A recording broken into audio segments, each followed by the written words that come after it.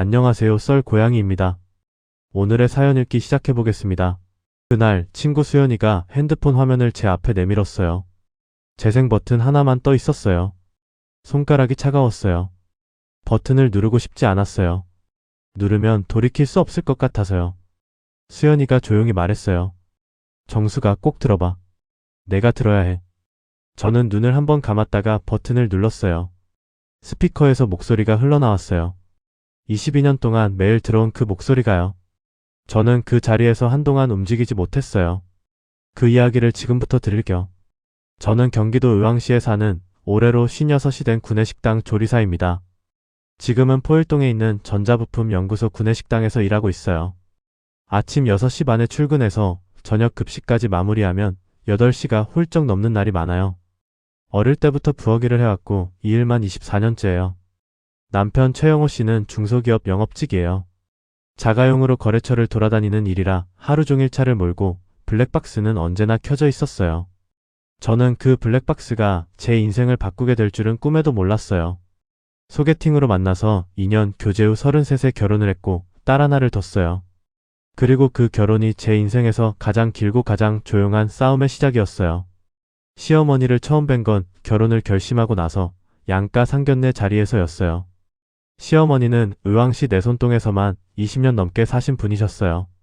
젊을 때부터 통반장을 오래 하셔서 동네 사람들한테 이름이 많이 알려진 분이셨고 경로당이며 반부녀이며 동네 모임 자리에서 항상 중심에 계신 분이라고 남편이 미리 말해줬어요. 우리 어머니가 아는 사람이 많으셔. 동네에서 모르는 사람이 없다고 보면 돼.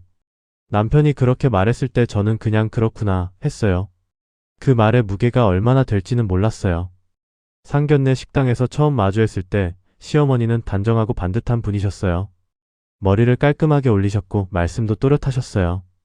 저희 부모님께 먼저 인사를 건네셨고 자리를 자연스럽게 이끌어 가셨어요.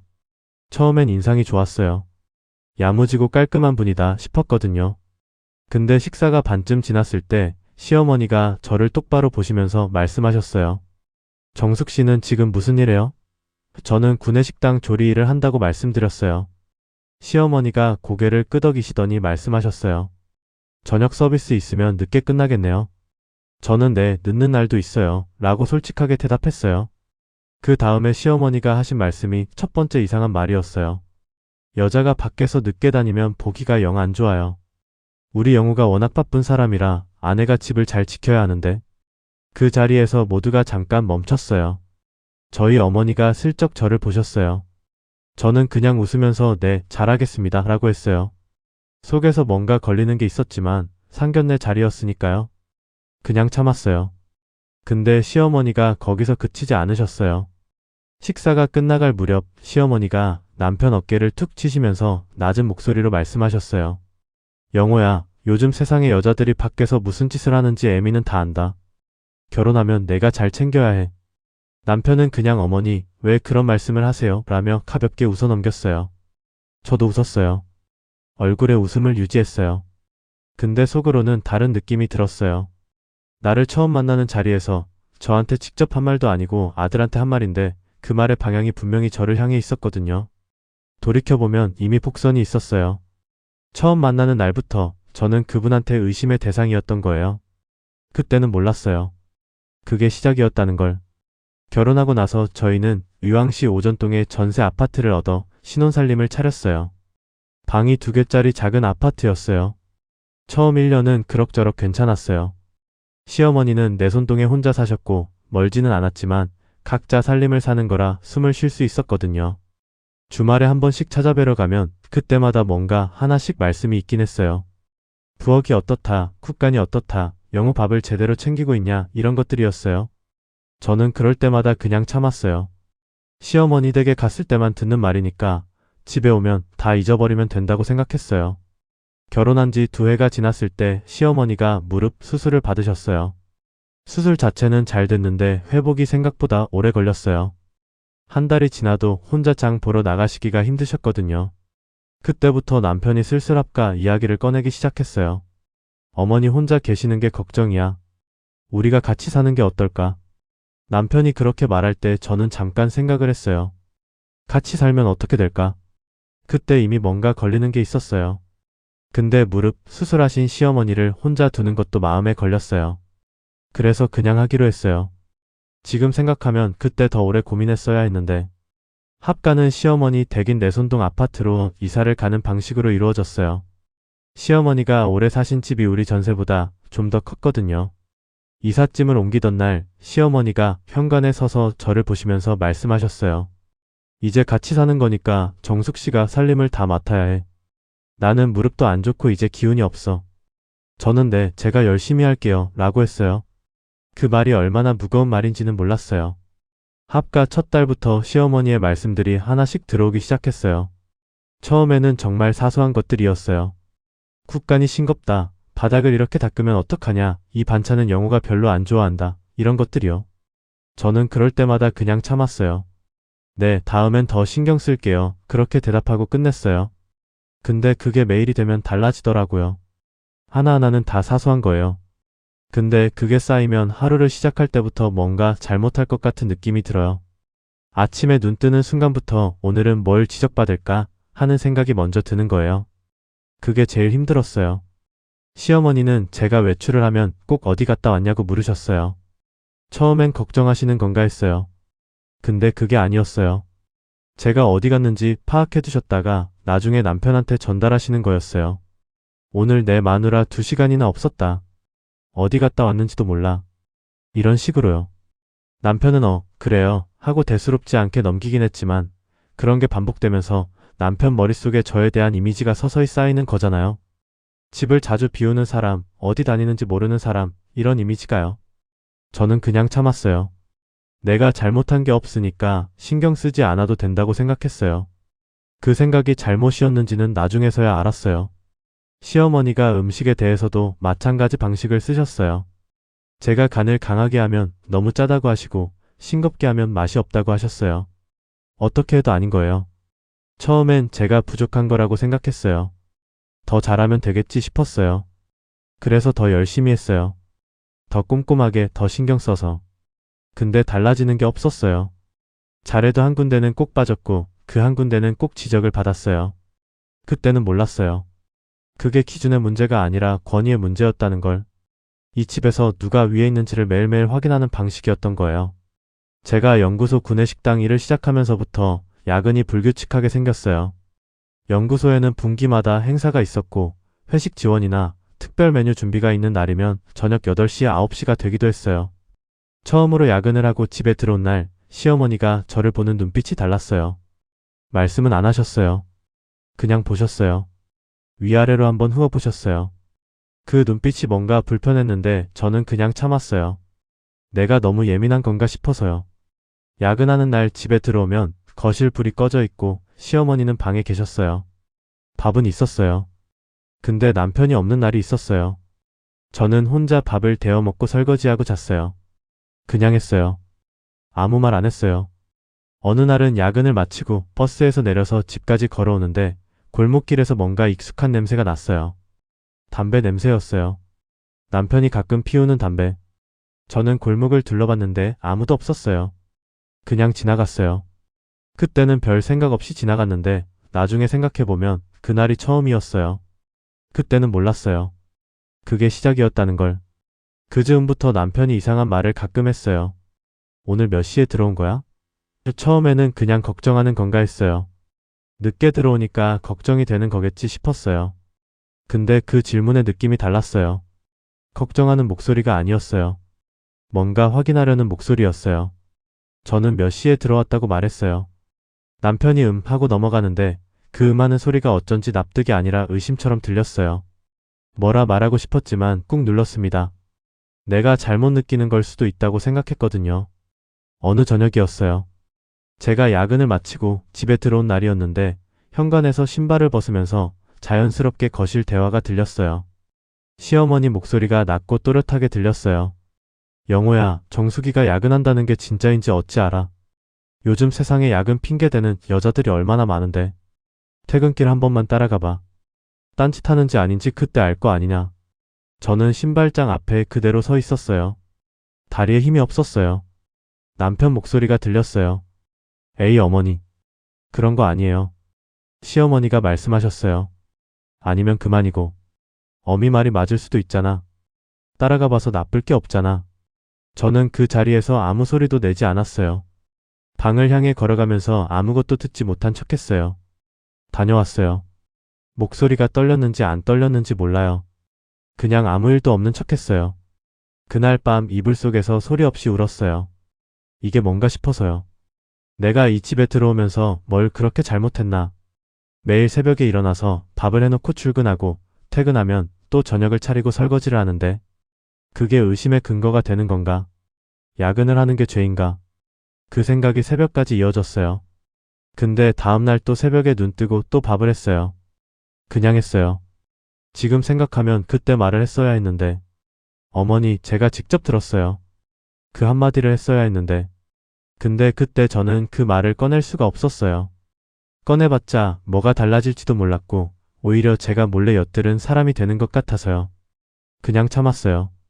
아이는 합가한 지 1년이 조금 지나서 생겼어요. 딸이었어요.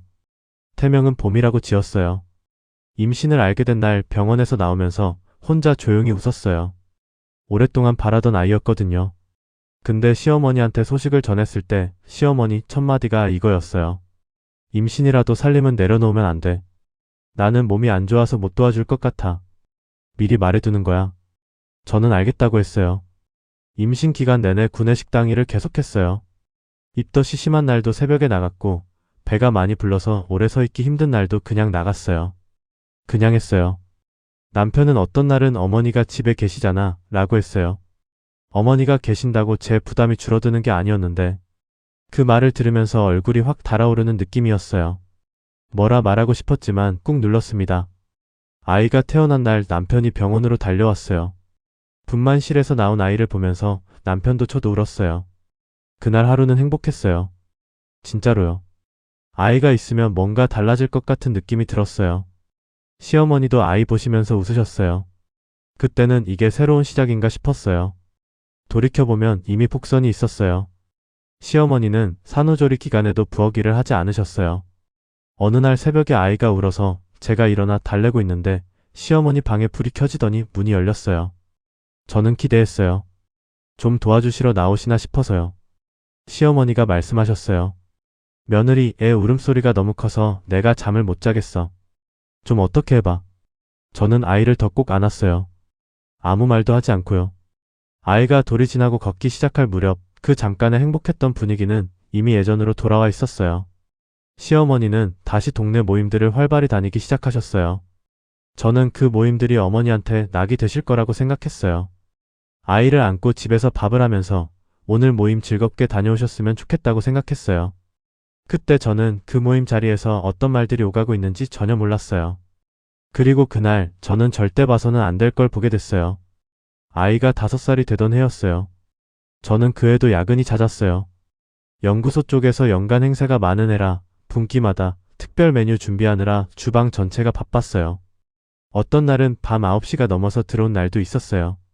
그런 날은 정말 몸이 무거웠어요. 하루 종일 서서 일하고 들어오면 발바닥이 퉁퉁 부어 있었어요. 집에 들어오는 순간 저는 늘 남편 눈빛을 읽어야 했어요. 그날 시어머니가 무슨 말씀을 하셨는지 그 눈빛에 다 담겨 있었거든요. 남편의 눈빛이 달라진 건 아이가 4살 무렵부터였어요. 처음에는 아주 미묘했어요. 제가 야근하고 들어오면 예전에는 왔어 하고 그냥 넘어가던 게 어느 순간부터는 잠깐 저를 보고 시계를 보는 행동이 생겼어요. 저를 먼저 보고 그 다음 시계를 보는 거예요. 몇 시에 들어왔는지 확인하는 행동이었어요. 저는 못 본 척했어요. 그냥 참았어요.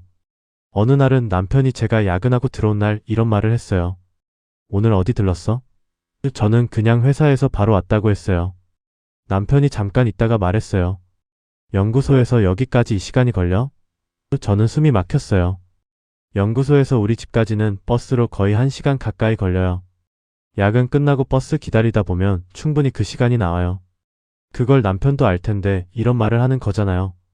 저는 버스 기다리는 시간도 있다고 설명했어요. 남편이 그냥 고개를 끄덕이고 방으로 들어갔어요. 그날 밤 이불 속에서 소리 없이 울었어요. 내가 무슨 짓을 했다고. 내가 뭘 잘못했다고. 그 눈물이 억울함인지 서러움인지 구분도 안 됐어요. 그냥 참았어요.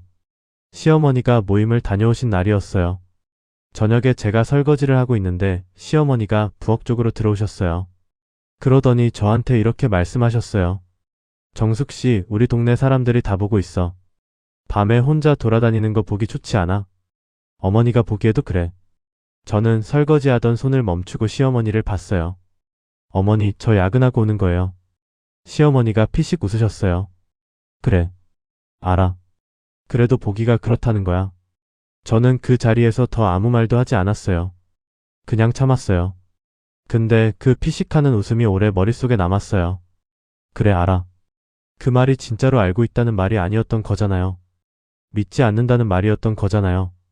뭐라 말하고 싶었지만 꾹 눌렀습니다. 저는 그해 봄에 오랜 친구 수연이를 오랜만에 만났어요. 밥을 먹다가 수연이가 이상한 이야기를 꺼냈어요. 정수가, 너 시어머니가 동네 모임에서 내 이야기를 한다고 하더라. 저는 그 말에 손이 잠깐 멈췄어요. 수연이가 말을 이어갔어요. 시어머니가 동네 밤 모임이나 경로당 자리에서 며느리 이야기를 종종 꺼내신다는 거였어요. 그것도 이런 식으로요. 우리 며느리가 결혼 전에 남자가 참 많았다더라. 내가 들어보니까 그래. 수연이가 그 말을 전해줄 때 저는 숟가락을 내려놨어요. 결혼 전에 남자가 많았다더라. 이게 무슨 말이에요? 저는 남편 만나기 전에 한 번 연애를 했어요. 딱 한 번이었어요. 그것도 2년 사귀다가 서로 맞지 않아서 헤어진 관계였어요. 그게 전부예요.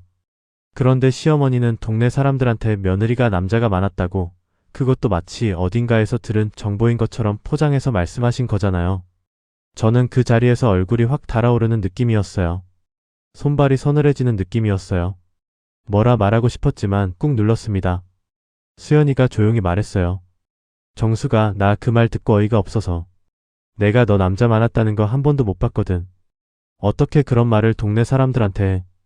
저는 고개를 끄덕였어요. 집에 돌아오는 버스 안에서 창밖만 봤어요. 동네 사람들이 저를 어떻게 보고 있을지가 눈앞에 그려졌어요.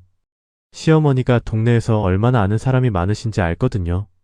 20년 넘게 통반장 하신 분이에요. 그분 말이라면 다들 믿을 거예요. 그 믿음 위에 제 이름이 올려진 거잖아요. 없는 소문이요. 그냥 참았어요. 어디 가서 말할 수도 없었어요. 증거도 없었고 말해봤자 제가 시어머니 험담하는 사람이 될 것 같아서요. 남편한테는 이 이야기를 하지 않았어요. 남편이 믿어줄 것 같지 않았거든요. 우리 어머니가 왜 그런 말을 하겠어 라고 할 게 뻔했어요. 그냥 참았어요. 근데 그게 잘못이었어요. 그 소문이 계속되고 있었거든요. 한 번 하고 그치신 게 아니었어요. 그해 여름이 지나고 가을이 됐을 때 수연이한테서 다시 연락이 왔어요. 정수가, 아직도 그 말이 돌아다니고 있어. 근데 이번엔 좀 더 구체적으로 됐어. 더 구체적으로 됐다는 게 무슨 말이냐면 시어머니가 이번에는 이런 말을 하셨다는 거예요. 우리 며느리 사는 꼴 봐봐. 밤마다 늦게 들어오는데 남편이 너무 순해서 말도 못하고. 내가 걱정이 돼서 아들한테 한번 따라가 보라고 했어. 동네 사람들한테 아들한테 미행을 시키려 했다고도 말씀하신 거잖아요. 그것도 걱정인 것처럼 포장을 해서요. 저는 그 자리에서 아무것도 할 수가 없었어요. 뭐라 말하고 싶었지만 꾹 눌렀습니다. 그 즈음 남편과 저 사이에 공기가 달라져 있었어요. 남편이 저한테 말을 거는 일이 줄었어요. 밥을 같이 먹어도 핸드폰을 보거나 TV를 봤어요. 제가 말을 걸면 짧게 대답하고 그쳤어요. 어느 날은 제가 용기를 내서 말했어요. 우리 요즘 대화가 없는 것 같아. 남편이 저를 보더니 말했어요. 대화할 게 없으니까 그렇지. 저는 그 말이 어디서 나온 건지 알 것 같았어요. 시어머니한테서 이런저런 말을 듣고 그것이 쌓여서 남편 안에서 저에 대한 상이 달라진 거잖아요. 그게 분명했어요. 근데 저는 그냥 아무 말 안 했어요. 그냥 참았어요. 몸이 지쳐갔어요. 마음보다 몸이 먼저였어요. 어느 날 아침에 눈을 떴는데 일어나질 못했어요. 몸이 납덩어리처럼 무거웠어요. 그냥 누워서 천장을 봤어요. 몇 분인지 얼마인지 몰라요.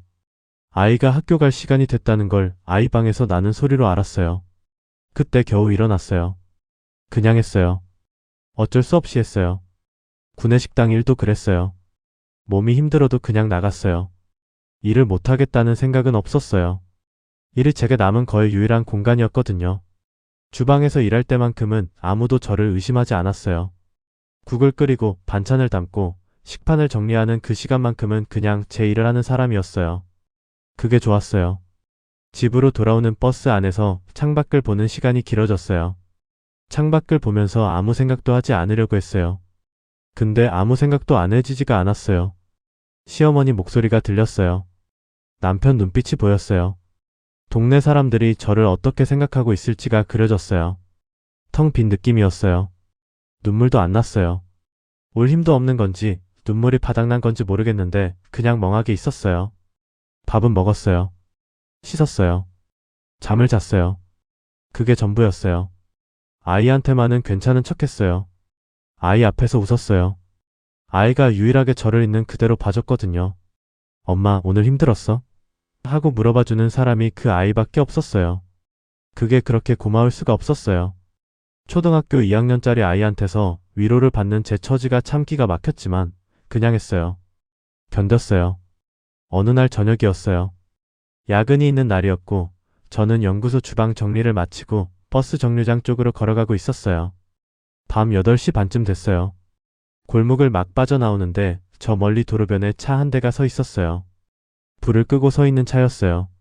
낯이 익었어요. 남편 차였어요. 남편 차 번호를 제가 모를 리가 없었어요. 저는 그 자리에서 멈췄어요. 그 차가 움직이지 않고 서 있었어요. 저는 저도 모르게 걸음을 멈추고 그 차를 봤어요. 차 안에 사람이 있는 게 보였어요. 그게 누구인지는 어두워서 안 보였지만 그 차가 왜 거기 서 있는지는 알 것 같았어요. 다리에 힘이 없었어요. 그냥 걸었어요. 버스 정류장으로 걸어갔어요. 버스를 탔어요. 집으로 돌아왔어요. 남편은 제가 들어갔을 때 거실에 있었어요. 왔어? 아무 일도 없는 듯한 목소리였어요. 저는 그 차가 남편 차가 맞는지 물어봤어요. 영호 씨, 오늘 저녁에 어디 나갔었어? 남편이 잠깐 저를 보더니 말했어요. 아, 잠깐 나갔다 왔어. 바람 쐬러. 저는 말했어요. 연구소 앞 골목에 차가 서 있었어요. 우리 차 번호랑 같던데. 남편 얼굴이 굳었어요. 잠깐 있다가 말했어요. 그쪽으로 지나갔어. 같은 방향이었거든. 거짓말이었어요. 저는 알았어요. 근데 거기서 더 뭐라 할 수 없었어요. 내가 봤다는 증거도 없었고 남편이 부인하면 제가 틀린 게 되는 구조였으니까요. 아무 말 안 했어요. 방으로 들어가서 이불 위에 그냥 앉아 있었어요. 오래 그러고 있었어요. 이 집에서 저는 하루하루 조금씩 무너지고 있었어요. 그게 그날 처음 보였어요. 그러면서도 더 이상 참을 수가 없다는 생각이 처음으로 들었어요. 근데 어떻게 해야 하는지는 몰랐어요. 아직은 몰랐어요. 그 다음 주였어요. 저는 그날 오전에 반차를 냈어요. 연구소에서 연차 신청이 가능한 날이었거든요. 오후에 잠깐 일찍 귀가했는데 아무도 없었어요. 시어머니는 경로당 가셨고 아이는 학교에 있었고 남편은 외근 중이었어요. 텅 빈 집이었어요. 오랜만에 조용한 낮이었어요. 저는 거실 소파에 앉아서 한참 있었어요. 그런데 거실 소파 옆 서랍장 위에 남편 차 키가 있었어요. 남편이 그날 회사 차를 써서 자가용을 두고 간 날이었어요. 저는 그 키를 봤어요. 그냥 봤어요. 아무 생각 없이. 근데 갑자기 뭔가 생각이 났어요. 블랙박스.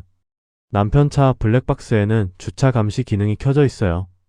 차의 시동이 꺼진 상태에서도 실내 음성이 일부 녹음되는 타입이라고 남편이 예전에 그렇게 설명했던 게 기억이 났어요. 저는 키를 집어들었어요. 차에 올라탔어요. 블랙박스 화면을 켰어요. 파일 목록이 많이 쌓여 있었어요. 저는 천천히 스크롤을 내렸어요. 어떤 날짜 파일을 눌렀어요. 음성이 시작됐어요. 처음엔 그냥 라디오 소리였어요. 별거 없는 파일이었어요. 저는 다른 파일을 눌렀어요. 이번엔 차 안에서 두 사람이 이야기하는 소리가 들렸어요. 남편 목소리랑 시어머니 목소리였어요. 시어머니가 차에 탑승하셨던 날인 것 같았어요. 저는 볼륨을 최대로 높였어요. 시어머니 목소리가 먼저 들렸어요. 영호야, 요즘 정수기 야근이 얼마나 되는 거야?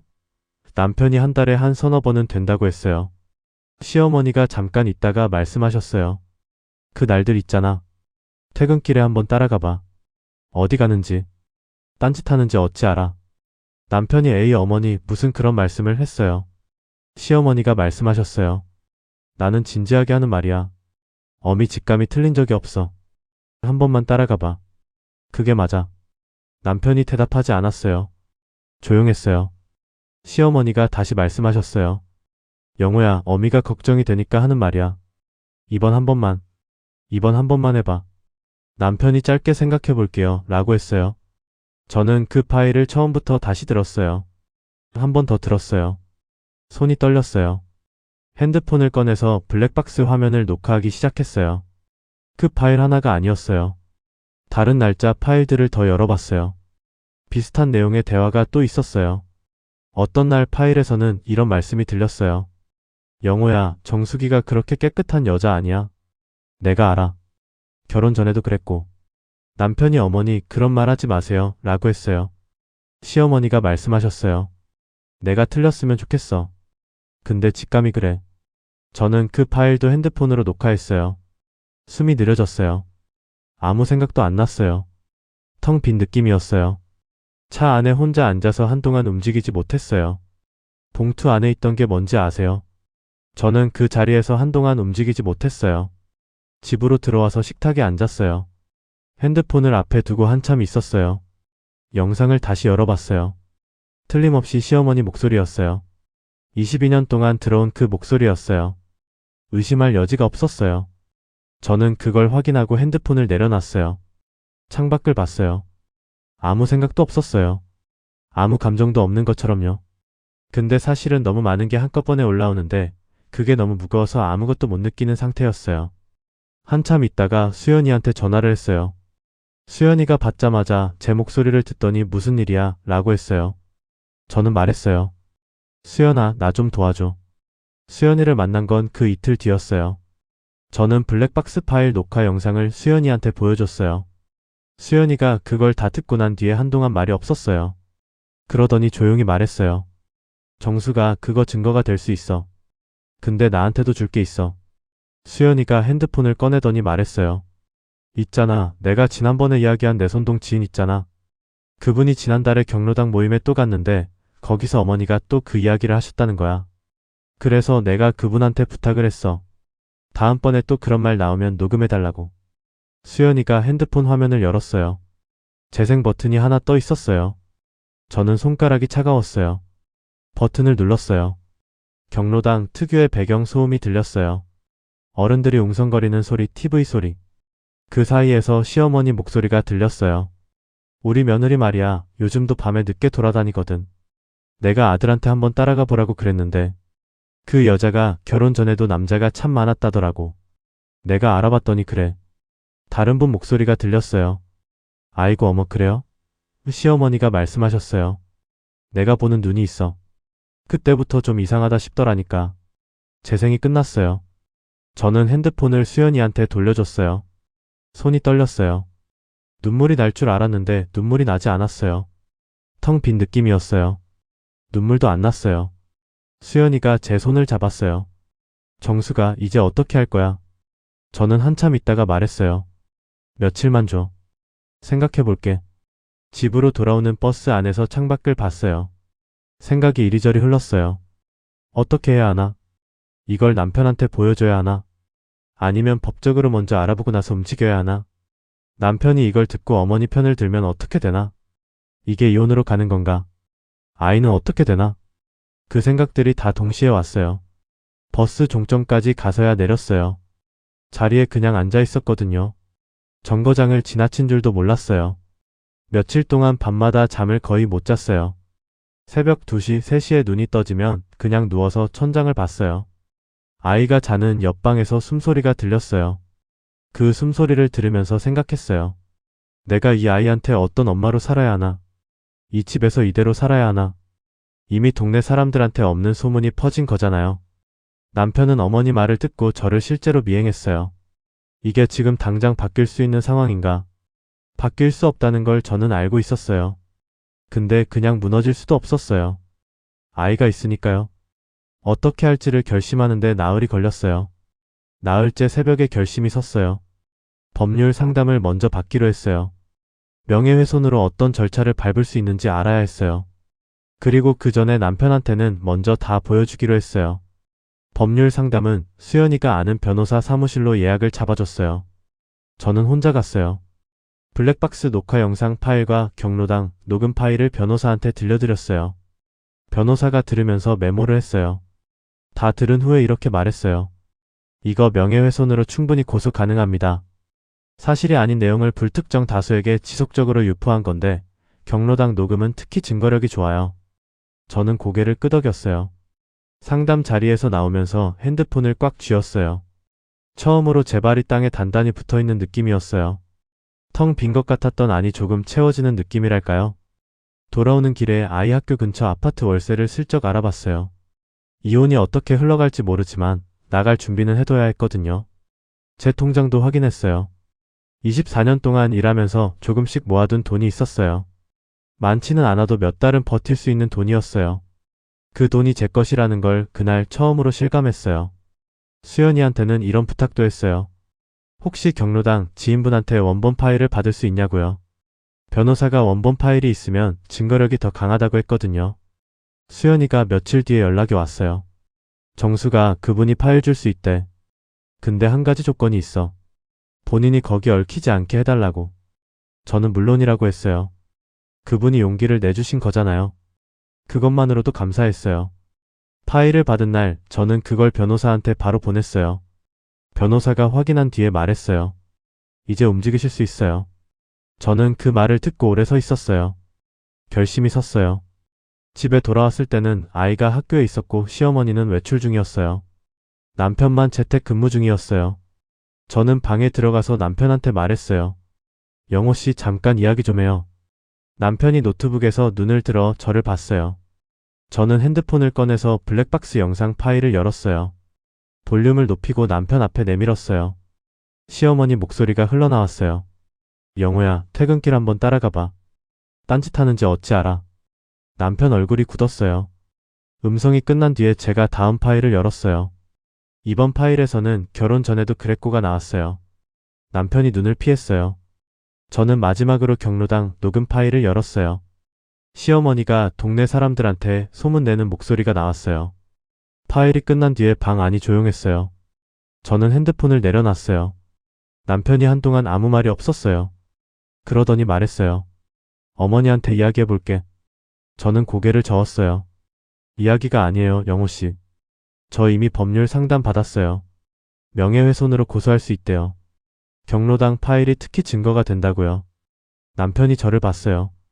얼굴이 창백했어요. 저는 더 이상 아무 말도 하지 않았어요. 그냥 그 자리에서 일어나 나왔어요. 그날 저녁 시어머니가 경로당에서 돌아오셨어요. 저는 평소처럼 저녁 준비를 하고 있었어요. 남편이 거실에서 시어머니한테 조용히 무언가를 말씀드렸어요. 잠시 후에 시어머니가 주방 쪽으로 오셨어요.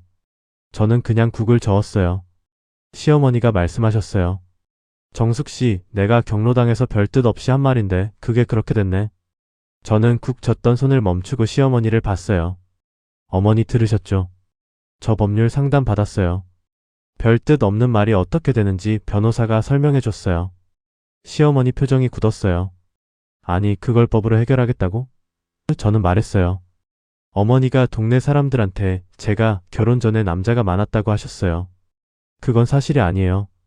그리고 남편한테 저를 미행하라고 하셨어요. 그 두 가지가 녹음이 됐어요. 시어머니가 한 걸음 물러서셨어요. 그분 얼굴에서 처음으로 당황한 기색이 보였어요. 22년 동안 단 한 번도 본 적 없는 표정이었어요. 저는 그 표정을 보고 아무 말도 하지 않았어요. 저녁 준비를 계속했어요. 손이 떨리지 않았어요. 이후 일은 빠르게 흘러갔어요. 명예훼손 고소는 실제로 진행됐어요. 변호사를 통해서 첩수가 들어갔어요. 시어머니한테 고소장이 날아가고 나서야 상황이 달라졌어요. 남편이 그제야 제대로 앉아서 저한테 사과했어요. 내가 어머니 말만 믿고 의심했어. 미안해. 그날 따라갈 것도 미안해. 저는 그 사과를 받아들이지 않았어요. 말 한마디로 22년이 지워지는 건 아니니까요. 그 미안하다는 말은 제가 증거를 들이밀기 전에 나왔어야 했어요. 시어머니도 사과를 하셨어요. 내가 그걸 법까지 갖고 갈 줄은 몰랐어. 내가 좀 심했지. 사과가 아니었어요. 잡혀서 당황하신 거였어요. 법이 무서워진 거였어요. 저는 그분한테 더 이상 기대하지 않았어요. 경로당 쪽으로도 이야기가 퍼져나갔어요. 수연이 지인이 조용히 사람들한테 이야기를 했대요. 며느리가 고소를 했다고, 경로당에서 한 이야기가 녹음이 됐다고. 시어머니가 22년 동안 동네에서 쌓아오신 그 체면이 그 이야기 하나로 흔들렸어요. 경로당 모임에서 시어머니를 바라보는 눈빛이 달라졌다는 이야기를 나중에 들었어요. 통반장 출신으로 동네에서 가장 체면 있다고 하시던 분이 며느리한테 고소를 당했다는 이야기가 돌기 시작한 거잖아요. 아무것도 하지 않아도 진실은 결국 어딘가에 도달하더라고요. 피눈물 나는 세월 동안 제가 참아온 것들이 결국 그분 자신의 목소리로 돌아갔어요. 저는 이혼을 선택했어요. 남편이 끝까지 붙잡았지만 저는 마음을 바꾸지 않았어요. 22년이 넘는 시간 동안 저는 이 집에서 너무 오래 혼자였어요. 남편이 곁에 있는데도 혼자인 그 외로움이 어느 순간부터는 익숙함보다 더 무거워졌어요. 이혼 합의는 생각보다 오래 걸리지 않았어요. 아이는 제가 양육하기로 했어요. 남편이 그 부분만큼은 순순히 받아들였어요. 위자료도 나왔고 재산 분할도 됐어요. 22년 넘게 같이 살았으니 분할이 나올 게 있었어요. 그날 아침은 이상하게 맑았어요. 봄이 막 끝나가는 때였는데 볕이 창문 가득 들어왔어요. 저는 평소처럼 일어났어요. 아이 학교 가는 것도 챙겼어요. 아이를 학교 앞까지 데려다주고 돌아오면서 하늘을 봤어요. 파랗고 높았어요. 집에 돌아와서 밥을 했어요. 시어머니한테 밥을 차려드렸어요. 남편 출근도 배웅했어요. 평소랑 똑같이요. 그리고 남편 차가 골목을 빠져나가는 소리가 들렸어요. 시어머니 방에서는 TV 소리가 났어요. 저는 그때 미리 싸둔 짐 가방을 꺼냈어요. 큰 가방 하나, 작은 가방 하나였어요. 중요한 서류들, 아이 물건들, 제 옷 몇 벌. 그게 전부였어요. 가방을 들고 현관에 서서 신발을 신었어요. 그 순간이 이상하게 천천히 흘렀어요. 신발끈을 묶으면서 손가락 끝으로 전해지는 감촉이 느껴졌어요. 현관문 손잡이를 잡았을 때 손바닥이 차가웠어요. 문을 열었어요. 바깥 폭도로 나온 순간 봄 공기가 얼굴에 닿았어요. 찬 듯 따뜻한 공기였어요. 문을 닫았어요. 소리가 크지 않았어요. 조용히 닫혔어요. 저는 그 소리를 들으면서 잠깐 서 있었어요. 발밑이 단단했어요. 계단을 내려갔어요. 아파트 로비를 지나서 밖으로 나왔어요. 햇빛이 눈에 들어왔어요. 손가락 사이로 봄바람이 지나갔어요. 저는 걸었어요. 지금 저는 의왕시 오전동에 있는 작은 빌라에서 딸아이랑 둘이 살고 있어요. 방이 2개예요. 하나는 제 방이고 하나는 딸아이 방이에요. 아침에 눈을 뜨면 아이 방에서 부스럭거리는 소리가 들려요. 그 소리가 좋아요. 두 사람이 먹을 밥을 지을 때 더 이상 눈치를 볼 필요가 없어요. 제가 먹고 싶은 간으로 해요. 짜게 먹고 싶으면 짜게 하고 싱겁게 먹고 싶으면 싱겁게 해요. 아이가 엄마 밥이 제일 맛있어 라고 할 때 저는 그냥 웃어요. 그 웃음이 꾸며진 게 아니에요. 진짜 웃음이에요. 56살이 되어서야 처음으로요. 구내식당 일은 지금도 하고 있어요. 야근이 있는 날은 아이한테 미리 말해두고 아이도 이제 혼자 저녁을 챙겨 먹을 줄 알아요. 야근 끝나고 집에 들어올 때 아무도 저를 의심하지 않아요. 발바닥이 통통 부어 있어도 그냥 씻고 자면 돼요. 그 가벼움이 아직도 가끔 신기해요. 수연이는 지금도 가끔 만나요. 지난번에 만났을 때 수연이가 이런 말을 했어요. 정수가 내가 그날 블랙박스 생각하지 않았으면 어떻게 됐을까? 저는 잠깐 생각했어요. 그냥 계속 참았겠죠. 모른 척하면서 살았겠죠. 근데 어느 순간에는 끝이 나요. 모든 참음에는 끝이 있어요. 제 끝이 그날 블랙박스였던 거예요. 오늘 영상이 도움이 되셨다면 구독과 좋아요 꼭 눌러주세요. 댓글로 이야기 남겨주시면 제가 다 읽을게요.